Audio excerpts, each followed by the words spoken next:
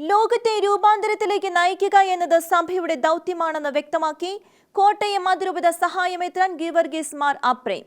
അൽമായർ ഐക്യത്തിന്റെ പ്രചാരകരും പ്രഘോഷകരുമായി മാറേണ്ടതുണ്ടെന്നും അഭിപ്രായപ്പെട്ടു. Malankara Catholic association Thiruvalla മേഖലയുടെ കർമ്മ പരിപാടികളുടെയും വിവിധ പദ്ധതികളുടെയും ഉദ്ഘാടനം നിർവഹിച്ച് പ്രസംഗിക്കുകയായിരുന്നു അഭിവന്യ പിതാവ്.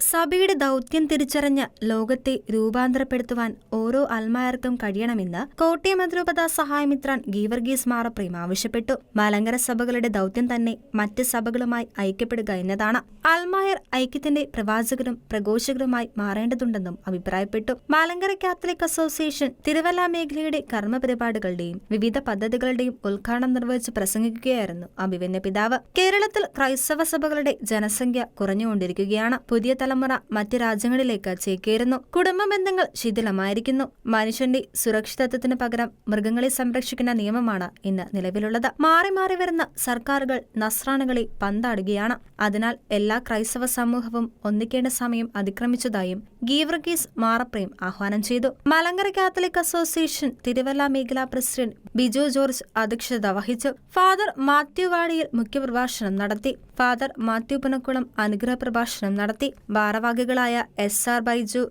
ജോൺ മാമൻ, AC Reji, mini David, Biju Palathingal, Shibu Abraham എന്നിവരും പ്രസംഗിച്ചു. ഡോക്ടർ ഷിബു സക്രിയ, ഷാജി മാത്യു, ഷിബു ചെങ്കണത്തിൽ, പുഷ്പ നയനാൻ എന്നിവരെ ആദരിച്ചു. ഷെഗ്ന ന്യൂസ്, പത്തനംതിട്ട.